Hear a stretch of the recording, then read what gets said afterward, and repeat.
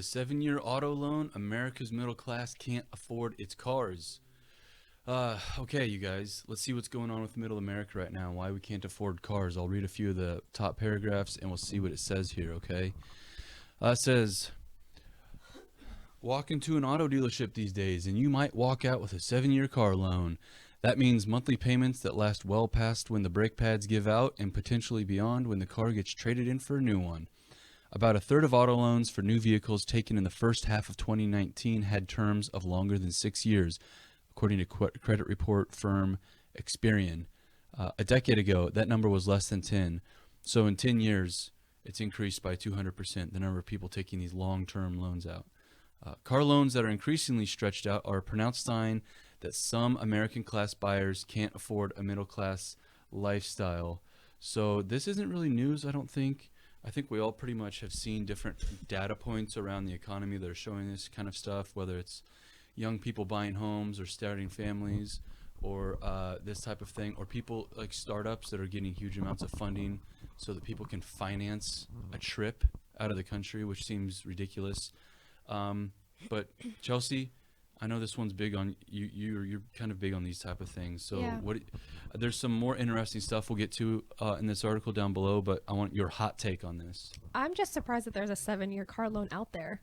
Honestly, when I bought my first car, I think the longest term, I was still in high school, but the longest term I could go was like 3 years.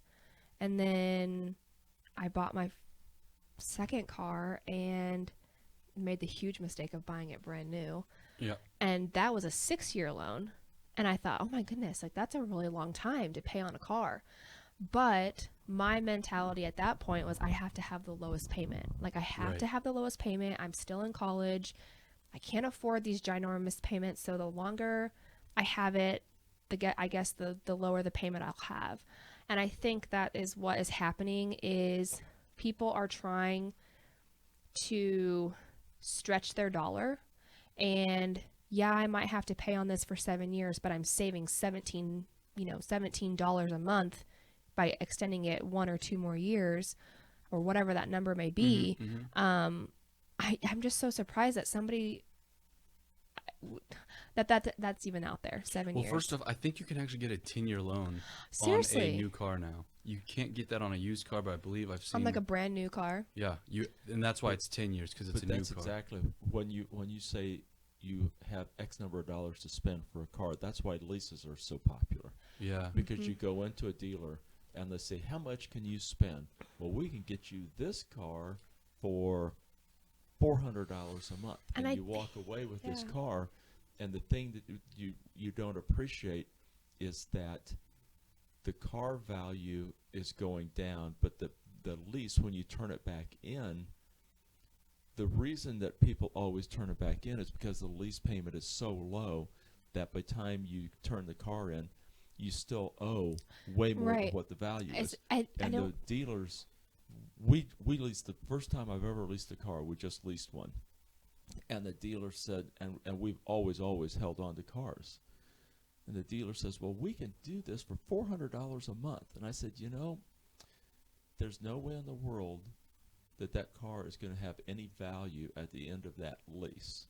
So if we're going to lease it, I'm going to lease it at $700 a month so that when I get done with this lease, that my payout makes sense and the car still has value. It's no different than making a car loan, but it's not a 7-year or longer loan. And yet what the dealers want to do is say, well, your lease is up. We can get you in another brand new car. And this time it's only going to cost you $500 a month. I just don't think that all the information is a lot of times divulged to the consumer. And all they hear is like what they have to pay, what they owe. Actually, it's funny because here in this article, that's what it talks about. The guy's actually out of St. Joe, the person that they shadow, and he bought this brand new Honda, and he was making like $500 a month. And when his girlfriend and he broke up, he had to pay all of it. And he's like, oh, I didn't realize that I was paying just shy of 30% of my monthly income The on car a Yeah. car. dealers, the car dealers And that's are just making kind of more a money. that's just kind of a bad money decision by him. The car dealers, though, are making more money on the loans than they are the cars. Oh, yeah, right, and I've bought 3 cars in my lifetime, and I have never financed it through a dealership. Ever. I'll read this part to you right here, actually. A lending machine has revved up in response, making it possible for more Americans to procure a vehicle by spreading the debt over longer periods. Wall Street investors snap up these loans, which are bundled into bonds. Dealers now make more money on the loans their customers take out than on the cars they sell. It actually said here, I believe it says that Honda, it has issued $1.2 billion. Let me see. It was right here. Darn, I wish I had.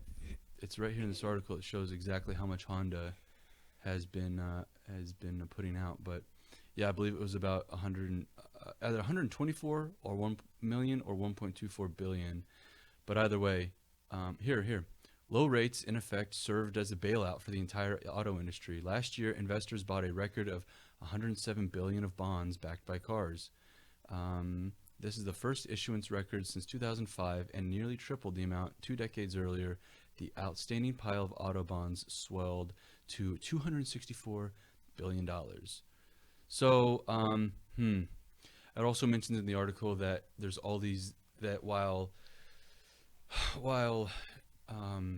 salaries and take-home pay has not increased very much, all of these car manufacturers are putting all these new gadgets and sensors and TVs and safety things, and the price of cars are going up like this. People can't afford them, and so Right. even the most basic economic car is still costing more than what the average person can really truly afford. You have the EPA and all the emission standards in Yep, these they have to cars. fix that as well. You have all of the nowadays. You literally have to have a computer to plug into a car to find out what's wrong with it. Right. Mhm. It's not like the cars that they used to build that people actually knew you could actually work on it. You can't even work on a car. Yeah. And the cost of that is built into the cost of a car. So I'm going to read a few comments on this article that go into that really play to what you just said there. Top comment: most interesting point for me: auto dealers now make more money on the loans than on the cars. The person below that, pretty much everybody just agrees. I'm not going to get too much into that because we already covered that. But yes, here was an article that kind of plays into that. I can't wait for all these loans to default, flooding the used market with cars, bringing down the price so maybe I can afford a nicer car. I think that it says a lot about the American consumer that despite wages sucking for anyone under 45, that they are still willing to spend $50,000 or above on a pickup truck that will be their commuter vehicle and used to haul drywall maybe once or twice every few months. I feel as if American consumer habits reflected their pay, car manufacturers would go back to the small 4-banger pickup as opposed to these monster trucks. The Ford Ranger is basically the size of an F-150 from 15 years ago. So the person below that actually comments and says, I know this article is all about cars, but imagine people defaulted on their car loans, retired boomers trying to sell their McMansions to the poor millennials who are also defaulting on their student loan debt. Could be a very interesting time down the road.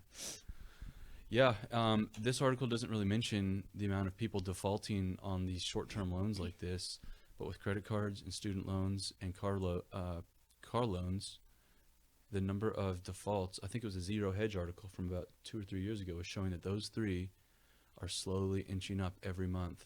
Right. And primarily those are millennials or people maybe in their 30s and below. I guess that's millennials. So I also think that it's just kind of like the society that we live in where you graduate college, you go get a job, you feel that you need to have this. Not that it's a not even like need, it's a want. yeah, right. You want to have this type of vehicle because you feel that if you have this type of vehicle, then you will have this expected societal, I don't know. Status, yeah.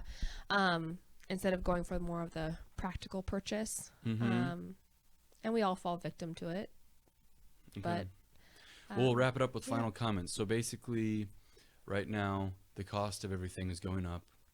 majority of Americans can't afford the cost of everything that's going up, so we're financing it. You could finance anything. Financing more than what we can afford already. Defaults on these type of loans are slowly creeping up month by month. The newest technology and regulations are causing them to go up even more. Be more thrifty, I suppose. Yeah. You guys have any closing thoughts on this? Nope. Okay.